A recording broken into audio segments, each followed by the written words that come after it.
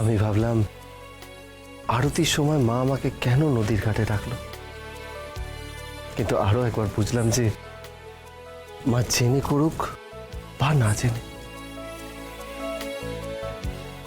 মা যা করে তাতে আমার ভালোই হয়। রাজা শর্মী কাউকে তো দেখছি না এখানে, কিন্তু দুজনের তো এখানেই থাকার কথা। কখন থেকে খুঁজছি, এত লোকের মধ্যে যে কাউকে খুঁজে পাওয়া কি মুশকিল।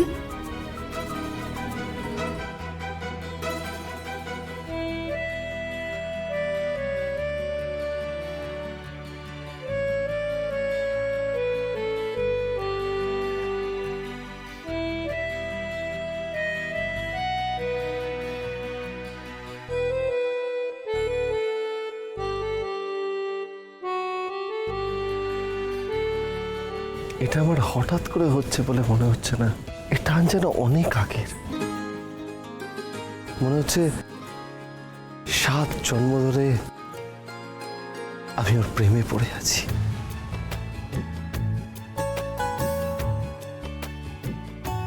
শর্মীকে পছন্দ হয়েছে রাজার, এত ভালো লেগেছে ওকে। আহ, সবই ঠাকুরের ইচ্ছে।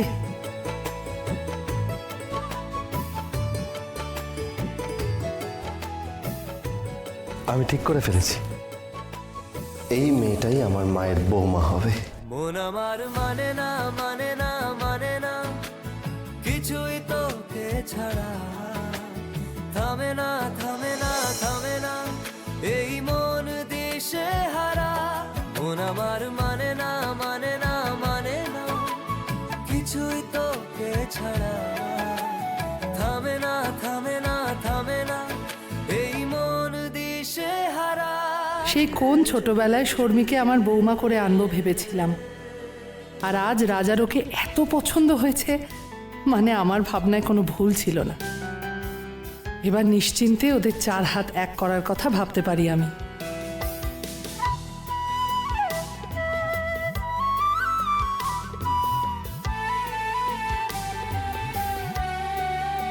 কি বুঝলি শর্মী? বোঝার আর কি আছে, আমি তো তোমাকে আগেই বলেছিলাম আমাকে দেখলেই ফ্ল্যাট হয়ে যাবে রাজা। তাই হলো। মা মা তবে তুমি যদি ভাবো যে আমি ওই অশিক্ষিতটাকে বিয়ে করবো, তাহলে এইসব ভাবনা কিন্তু মাথা থেকে বার করো। আরে তুই এত ভাবিস না, নে ডাবের জল খা। মা আমি কিন্তু সিরিয়াসলি বললাম। আরে এত সুন্দর মুখে এরম চিন্তার ভাজ মানায় না রে শর্মী। নে ডাবের জল খা, মাথা ঠান্ডা কর। শোন, ঠান্ডা মাথায় শোন, এই বিয়েটা ঠিক করার পিছনে আমার একটা বড় প্ল্যানিং আছে। তুই চোখ বন্ধ করে আমার উপর ভরসা করতে পারিস। আপাতত দুর্গাবতী আর রাজা দুজনেই যাতে এই বিয়েতে মত দেয় সেটা পাকা করতে হবে। ওরা হ্যাঁ বলুক, বাকিটা তোর মা সামলে নেবে। সেটাই যদি হয় তাহলে ঠিক আছে, আই অ্যাম রেডি। তুমি দেখে নিও মা কেমন করে ওই বকাটের রাজা আমার পেছনে লেজ নাড়িয়ে ঘোরে। আমি ওর সাথে বিয়ের জন্য রাজি, এতেই ওর লাইফ পড়তে যাবে। Good girl.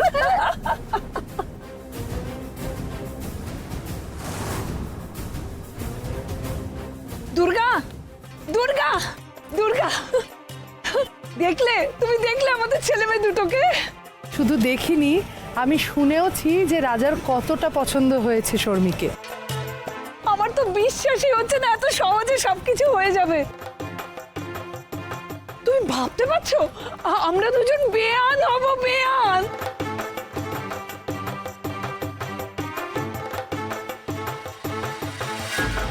টাকা টাকা টাকা, কোথায় পাবো এত টাকা? আমি আমার কি টাকার গাছ আছে নাকি?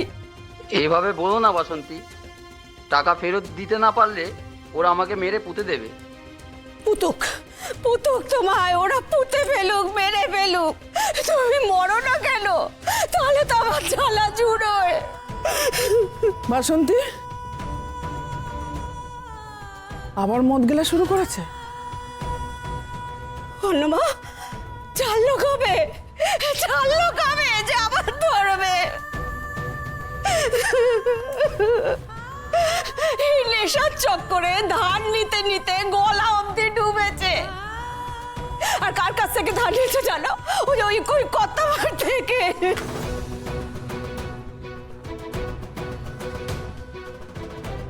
কর্তামা কে উনি?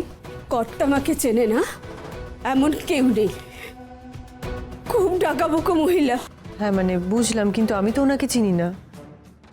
আর ওনার নাম তো কর্তামা নয়, আসল নাম তো নিশ্চয়ই আছে, সেটা কি? দুর্গাবতী, মহাজন, সুদে টাকা ধার দেয়। আর সেই টাকা কেউ সুদে আসলে ফেরত দিতে না পারলে ওর পোষা গুন্ডা পাঠিয়ে হুজ্জুত করে ভাঙচুর করে ঠিক টাকা আদায় করে নেয়। কি বলছো তুমি? আজকালকার দিনে এরকম হয় নাকি? আর সুদে টাকা খাটানোটাও তো বেআইনি। কি দিদি, চাটা হলো? হ্যাঁ হ্যাঁ আসছি। সেটা কে বোঝাবে ওনাকে? উনি ওসবে তোকাও করে না। ওটা মানুষ না রে, ওটা একটা রাক্ষসী। আর টাকার জন্য পারে না এমন কোনো কাজও নেই। আর আমার মানুষটা ওর কাছ থেকেই টাকা ধার নিয়েছে। ওর ধারের টাকা শোধ দিতে দিতে আজ আমি পথে এসে দাঁড়িয়েছি রে শ্রেয়া।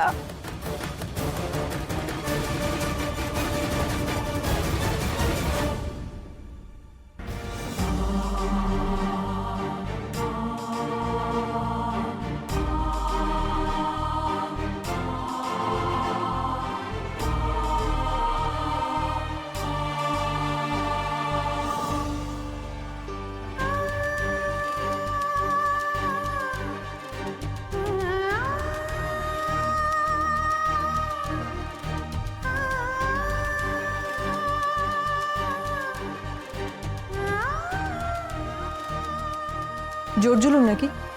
লোকে টাকা ধার নিয়েছে ঠিক আছে, কত মানুষের তো কত অসুবিধা হয়।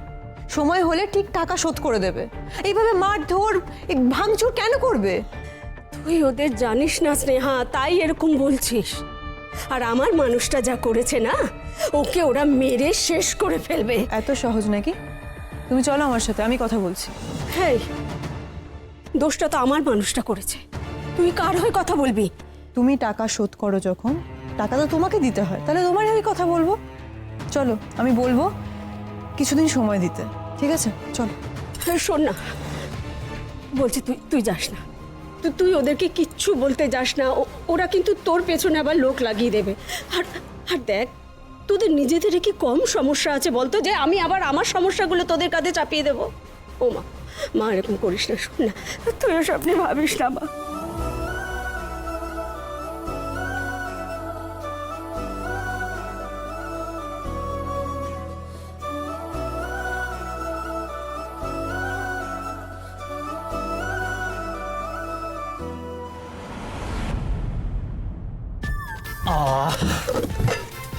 আহা হা, কি দারুণ দারুণ সব পদ রান্না করেছো দিদি, আজকে খাওয়া দাওয়াটা জমে যাবে। হ্যাঁ, আমাকে অশান্তির মধ্যে ফেলে আমার রাতের ঘুম উড়িয়ে দিয়ে তোমরা সবাই ফুর্তিতে গেলো।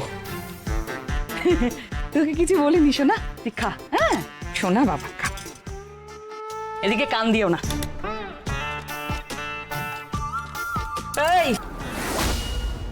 এই খাবার কি করে গলা দিয়ে নামবে গো তোমার? হ্যাঁ, কাজের বেলায় তো কিচ্ছু পারো না, গেলা চাই ভরপুর।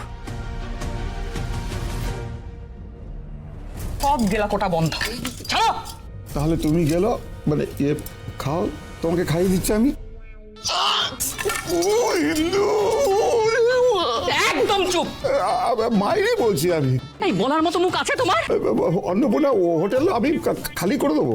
সব মিথ্যে কথা, সব ভাওতাবাজি, কিচ্ছু পারবে না তুমি।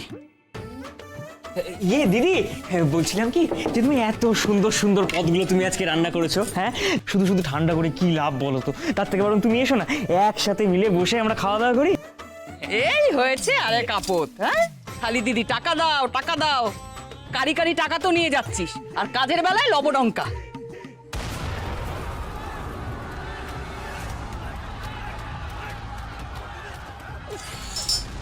এই বাবলান, টিভিটা বন্ধ করবি?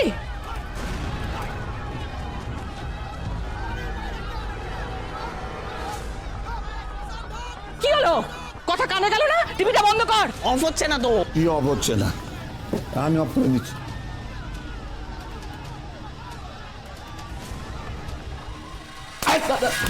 ব্যাস, তোমার এই গায়ের যত অপদার্থ গুন্ডাগুলোর ওপর চালাতে পারতে। ওই সন্না মুন্ডাগুলোকে আমি কিন্তু ডেকে আনিনি।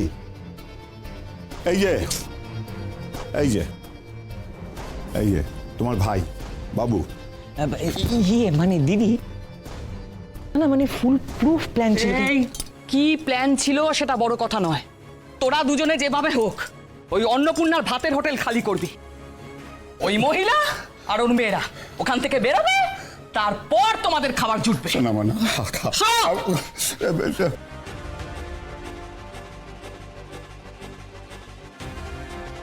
বাবু, কিছু একটা করতে হবে। বেশি দূর জল গড়ালে আমার দ্বিতীয় বউটা ভরকে যাবে। মা বাবা কি সব বলছে তোমার নামে? মা, এটা কেমন কথা মা?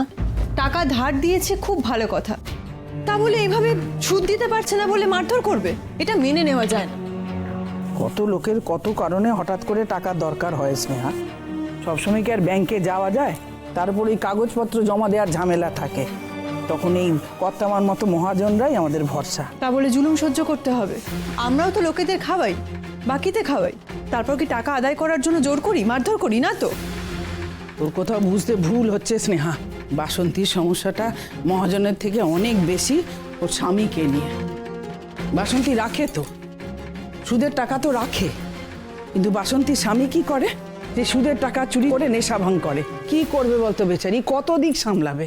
হ্যাঁ মা, আমি বুঝতে পারছি। স্নেহা, এই স্নেহা দেখ, সাথী দিদি কি সুন্দর মেহেন্দি পরিয়ে দিয়েছে আমায়।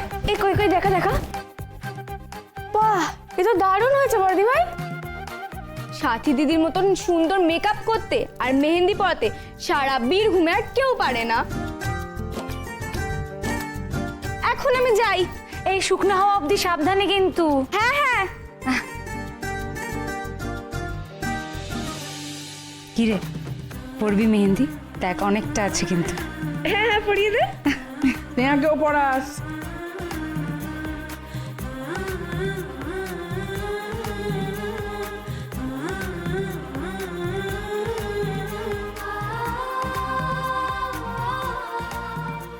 কি হলো? কি চাই? সবার আগে তুমি মেহেন্দি পরবে। এ বাবা, এ হয় নাকি? আমার বয়স হয়েছে, এটা আমাকে মানায় নাকি? মানাবে মা, দেখি হবে। আরে আরে, আমার কাজ করা হাত কড়া পড়ে গেছে, লোকে হাসবে মা। আমাদের যে ভালো লাগবে, আমরা যে আনন্দ পাবো, সেটা কিছু নয় বুঝি? মা তুমি এত কথা বাড়িও না, বর্দি ভাই তুই স্টার্ট কর না। কি করছিস কি তোরা?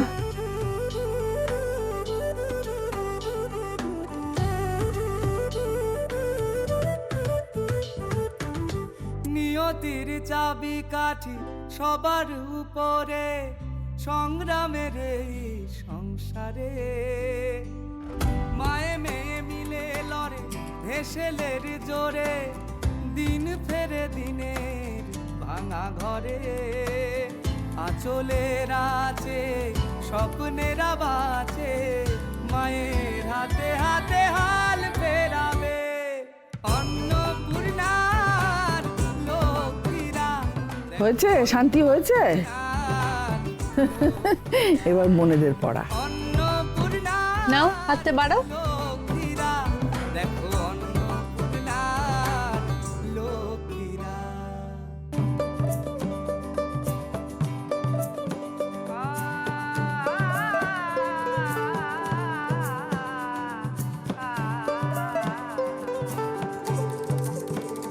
মাথা উঁচু করে চাঁদ পাবে না গাল, নিজেদের মাটিতেই দাঁড়িয়ে সরে মেঘের আধার ফুটবে জোছনা, এই ভালোবাসার কুটিরে ভাগ্য ফেরায় লক্ষ্মীরা, আমার অন্নপূর্ণার লক্ষ্মীরা, অন্নপূর্ণার লক্ষ্মীরা, দেখো অন্নপূর্ণার লক্ষ্মীরা।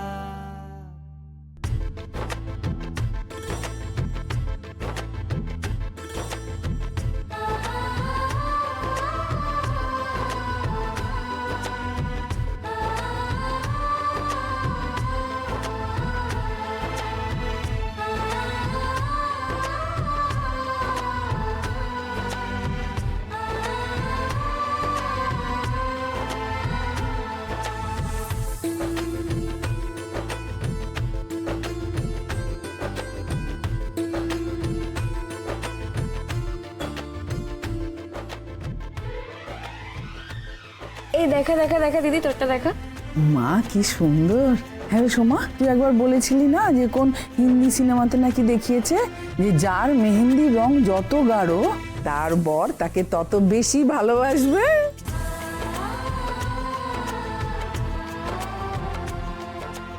আজকে আমিও দেখব যে আমার 3 মেয়ের মধ্যে সব থেকে বেশি ভালোবাসবে কার বর। সেটাই যদি সত্যি হয় মা, তাহলে তোমার বরের তো তোমাকে মাথায় করে রাখা উচিত।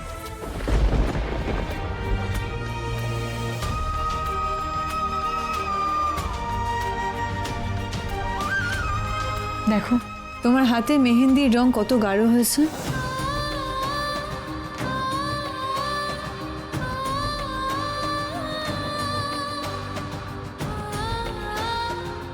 এই আমার মেহেন্দি ডিজাইনটা দেখ, কত ভালো হয়েছে না? মেজি ভাই তোরটা দেখা। আরে বাস, তোরটা তো হেভি গাঢ় এসছে। তোর ভাই নিশ্চয়ই খুব রোমান্টিক হবে। হ্যাঁ রে, সে তো এখন বসে বসে আমার কথাই ভাবছে।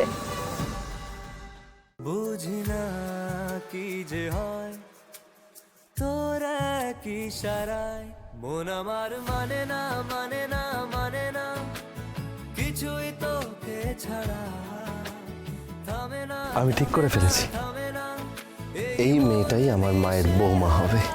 মন আমার মানে না মানে না মানে না, কিছুই তো। জানিস রাজা, আমি না সত্যিই ভয় পেয়ে গেছিলাম যখন দেখলাম মন্দিরে তুই পূর্ণিমাকে চিনতেই পারছিস না। আমি ভাবলাম একেবারে চিনতে পারছিস না, এটা কি করে হয়? ইচ্ছে করে ওরকম করছিলি না? এত বদমাশ হয়েছিস না তুই।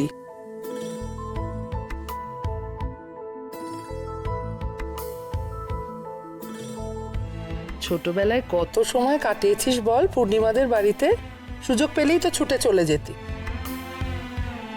শর্মিও তখন খুব ছোট ছিল, আর এখন বড় হয়ে কি সুন্দরী হয়েছে বল, যাকে বলে চোখ ধাঁধানো সুন্দরী। মন আমার আজ রাজি, হারতে সব বাজি, এ কেমন কেমন লাগে যেন সবই আজ অকারণ। বাবা, শর্মির কথা শুনতেই একেবারে লাল।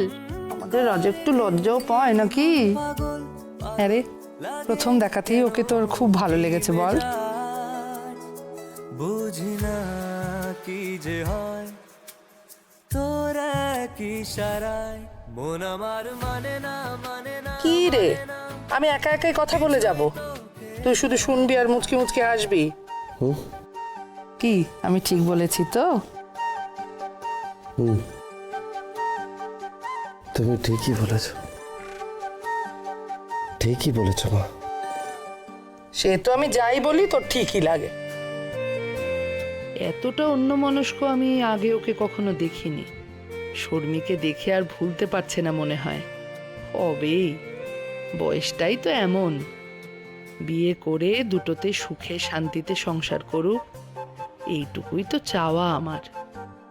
দেখি, ওদের বিয়ের ব্যাপারটা নিয়ে কালকেই আমি শর্মির সঙ্গে কথা বলবো। এবছর অভিনয়ের জন্য সেরার সেরা পুরস্কার পাচ্ছেন miss Sharmi. Wow, thank you so very much. এবারে যে আমি আমার বেস্ট অ্যাক্টর অ্যাওয়ার্ডটা পেয়েছি, আমি পেয়েছি শুধুমাত্র আমার মায়ের জন্য। আমার মা আমাকে শিখিয়েছে কি করে মিথ্যে কথা বলতে হয়, কি করে লোক ঠকাতে হয়, কি করে। কি বলছিস শর্মি? এত সত্যি কথা বলতে নেই, কিছুটা লকারে রেখে দিতে হয়। আর এখন তো আমাদের অনেক বড় লকার কিনতে হবে। বড় দরকার?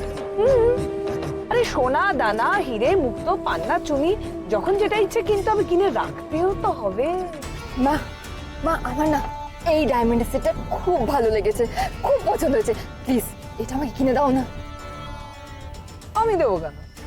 এই যে বললে যে যখন যা ইচ্ছে কিনতে পারবি, তো তো আমার এটা পছন্দ হয়েছে, প্লিজ কিনে দাও। তো রাজাকে বল, রাজা কিনে দেবে। ও তো একটা গাইয়া ভূত, ও আবার কি বোঝে বলো তো ক্লাস আর টেস্টের ব্যাপারে। আরে বাবা, বোঝে না তো বুঝিয়ে নিবি। ওকে শিখিয়ে পড়িয়ে নিজের মনের মতো করে দিবি। আচ্ছা ওকে অলরাইট। নাও গিভ মি 5।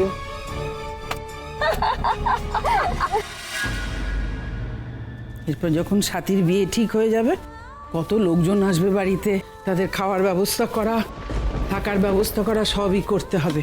কাউকে কাউকে আবার প্রণামীও দিতে হবে। তাই ভাবি এত কিছু একলা সামলাবো কি করে? সামলাতে পারবো তো? বিয়ে বাড়িতে প্রচুর কাজকর্ম থাকে সেটা বুঝলাম, কিন্তু তুমি এত লোকজন পাচ্ছ কোথা থেকে? কেন? তোর বাবার বাড়ির লোকজনেরা, চন্দননগরে 8 কাকা আছে, চাকদাতে পিসিরে আছে, তাদের ছেলে মেয়ে নাতিপুতি সবাই। কারা এরা? আমাদের আত্মীয় স্নেহা। তাই? আমি তো কোনোদিন এদের চোখে দেখিনি। কি রে দিদি, তুই কোনোদিন দেখেছিস? ওই দেখো চুপ করে আছে, কিছু বলছে না। না, যখন একটা বিয়ে বাড়ি হয়, যখন আমাদের একবেলা ঠিক করে খাওয়া হতো না, তখন এরা কোথায় ছিল? কই কোনোদিন তো এক মুঠো চাল দিয়ে আমাদের সাহায্য করেনি তারা। পুজোর সময় লোকজন নতুন জামা কাপড় পরে, এই কাকা পিসি যাদের কথা তুমি বলছো তারা তো কোনোদিন আমাদের একটা নতুন জামা কাপড় কিনে দেয়নি। তুমি ভাবলে কি করে মা, দিদির বিয়েতে তুমি ওদেরকে ডাকবে আর আমি এটা হতে দেব? তোকে অনেকবার বলেছিস না, সমাজ বলে একটা ব্যাপার আছে। আমি তোর কথা শুনতে পারি, কিন্তু সমাজ তোর কথা শুনবে না। লোকজনকে আমি নাই বলতে পারি, কিন্তু তোর বাবাকে বলতেই হবে। কেন? কেন বলতেই হবে? বাবা বেঁচে থাকতে বাবাকে ছাড়া মেয়ের বিয়ে হয় না, বাবাকেই তার কন্যাদান করতে হয়, আর এটাই আমাদের সমাজের নিয়ম। আমি মানি না এই সমাজের নিয়ম। তোমাকে সমাজের নিয়ম মানতে হবে স্নেহা। সমাজে বাস করতে গেলে সমাজের কিছু নিয়ম শৃঙ্খলা মানতে হয়, সেটা তোমাকেও মেনে নিতে হবে। আমার লোক লজ্জা আছে, তাই আমি চাই না যখন সাথীর বিয়ে হবে, সাথীর শ্বশুর বাড়ির লোকেদের কানে আর 5টা লোক 5টা কথা তুলুক। তারা যখন জিজ্ঞেস করবে যে তোমার বাবা কোথায়, তখন আমি সত্যি কথাই বলবে। আর এই সত্যি কথা যদি তাদের হজম না হয়, সেখানে দিদির বিয়ে হবে না। আমি অন্য সম্বন্ধ দেখব দিদির জন্য।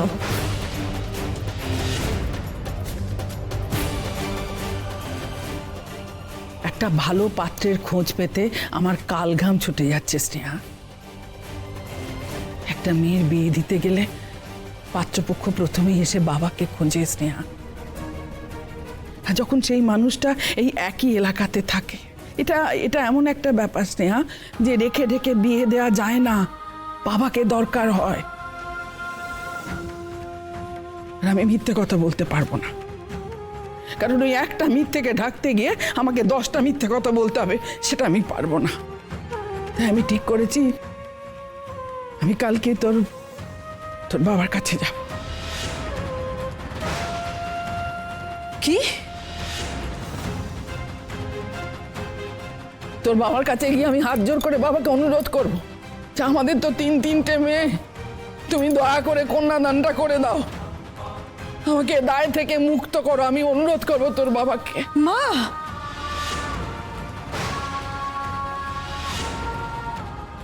আর দয়া করে ঝগড়া অশান্তি করিস না। তুমি আমার কথা না শুনলে আমি অশান্তি করব, আর ওই বাড়ির চৌকাট পেরোতে দেবো না তোমাকে আমি। ছাতি বোনটাকে বোঝা। তুমি একটু বোঝো মা, যে লোকটা আমাদের রুজি রুটি, আমাদের ভাতের হোটেল ভাঙচুর করেছিল, আমাদের রাস্তায় বের করে দিয়েছিল, সেই লোকটার কাছে কি তুমি হাত জোড় করবে? কি বলবে? 3 মেয়ের বিয়ে হচ্ছে না, 3 মেয়ের মাথায় হাত রাখো, বিয়ে দাও, কন্যাদান করো, এসব বলবে? আর ওই লোকটা তোমাকে কি অ্যান্সার দেবে জানো? এটাই বলবে যে কন্যাদান করে দেব, তার বদলে এই বাড়ি, ওই হোটেল, এই সব কিছু ইন্দিরার নামে করে দাও। করে দেবে তো?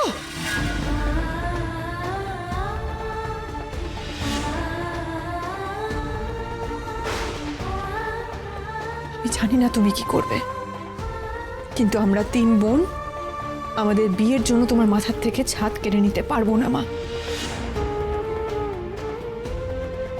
এরকম জেদ করতে নেই। তুমি খুব ভালো করে জানো আমি কতটা জেদি, আর আমি এই বিষয়ে জেদ করছি। আমি তোমাকে বলছি, ওই বাড়ির চৌকাটে তুমি পা রাখবে না। তারপরেও যদি তুমি পা রাখার চেষ্টা করো,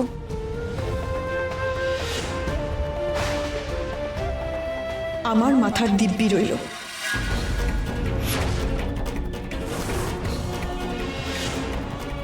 এবার তুমি ঠিক করো কাকে বেছে নেবে,